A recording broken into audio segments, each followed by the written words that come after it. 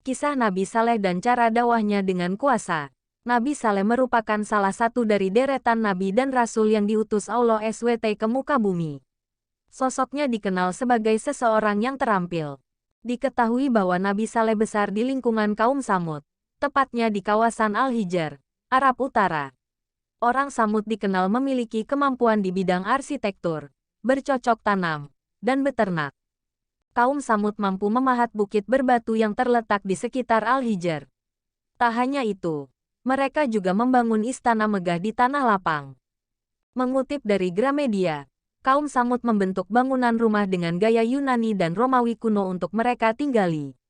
Sementara itu, tinggallah Saleh yang diutus oleh Allah SWT kepada bangsa Samud. Kala itu, kaumnya tidak mengenal Tuhan. Mereka menyembah berhala untuk dipuja hingga berkurban. Kaum Samud juga memohon perlindungan dan keberuntungan dari patung yang mereka buat sendiri. Orang Samud tidak menerima azab sebelum diberikan peringatan oleh Allah SWT. Maka dari itu, dihadirkanlah Nabi Saleh yang berasal dari keluarga terpandang dengan kecerdasan dan sifat yang rendah hati.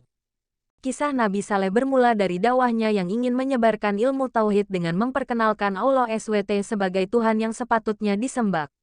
Ia juga menyampaikan bahwa Allah lah yang menciptakan manusia, bumi dan seisinya. Kaum Samud yang menerima dakwah tersebut bereaksi dengan marah dan murka. Mereka ingkar terhadap Nabi Saleh AS. Usai Nabi menyampaikan berhala yang disembah bukan Tuhan dengan segala kuasanya. Hal tersebut membuatnya dimusuhi oleh orang Samud. Kaum Samud juga dikenal dengan tabiat yang sombong. Tak heran ketika Nabi Saleh dianggap remeh oleh mereka. Tak hanya itu, mereka juga terbesia berbuat maksiat dengan mabuk-mabukan hingga berbuat zina. Berkaca dari kondisi tersebut, Saleh memerintahkan mereka untuk mematuhi perintah Allah SWT sebagaimana yang termuat di dalam firman-Nya pada Al-Quran Surat Al-A'raf ayat 73 di bawah ini. Artinya, dan kami telah mengutus kepada kaum Samud saudara mereka Soleh.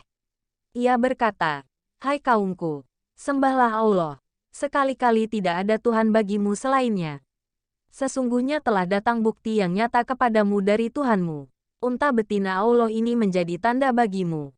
Maka biarkanlah dia makan di bumi Allah. Dan janganlah kamu mengganggunya dengan gangguan apapun. Yang karenanya kamu akan ditimpa siksaan yang pedih. Meski begitu, Nabi Saleh juga berhasil menggaet sebagian kaum Samud yang patuh dan kembali ke jalan yang benar. Hal ini menimbulkan dua golongan perpecahan. Kelompok yang menjadi pengikut Nabi Saleh AS dipimpin oleh Junda bin Amru bin Mahlab bin Lubaid bin Jawas yang merupakan tokoh pemuka dan memiliki pengaruh. Di lain sisi, terdapat kelompok penentang Nabi Saleh AS yang dipimpin oleh Zu'ab bin Amru bin Lubaid al-Habab dan Rabab bin So'ar bin Julmas. Diketahui bahwa Zu'ab dan Rabab merupakan sepupu dari Junda bin Syihab. Mereka juga berusaha untuk menghalangi Junda dari ajaran Nabi Saleh. Mereka yang menentang menganggap bahwa Saleh terkena sihir. Tak sampai di situ, Saleh dicap sebagai penipu, lantaran rasa tidak percaya bahwa seorang manusia menjadi utusan Allah SWT. Nabi Saleh memiliki mukjizat dari Allah SWT ketika berhadapan dengan kaum Samud. Tepatnya saat mereka memiliki permintaan kepada Nabi Saleh untuk mengeluarkan unta betina dalam keadaan hamil 10 bulan dari sebuah batu besar. Nabi Saleh menerima permintaan tersebut. Setelahnya, ia berdoa kepada Allah SWT. Atas kuasanya, Nabi Saleh memukul permukaan batu tersebut dengan tangannya. Lalu, keluarlah seekor unta betina yang karakteristiknya sama persis dengan yang disebutkan oleh kaum Samud. Setelahnya, utan tersebut disebut unta betina Allah. Hal ini membuat orang Samud tercengang. Benar adanya bahwa mukjizat Allah kepada Nabi Saleh menjadi tanda bahwa kuasanya melebihi apapun.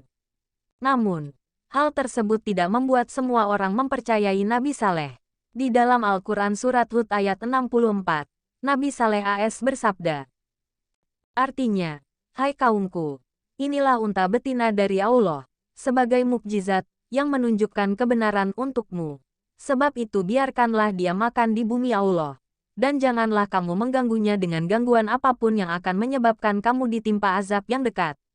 Selain itu, di dalam Asy-Syu'ara ayat 156, Nabi Saleh AS menyampaikan, artinya, Dan janganlah kamu sentuh unta betina itu dengan sesuatu kejahatan, yang menyebabkan kamu akan ditimpa oleh azab hari yang besar. Demikian pembahasan tentang kisah Nabi Saleh yang patut diteladani.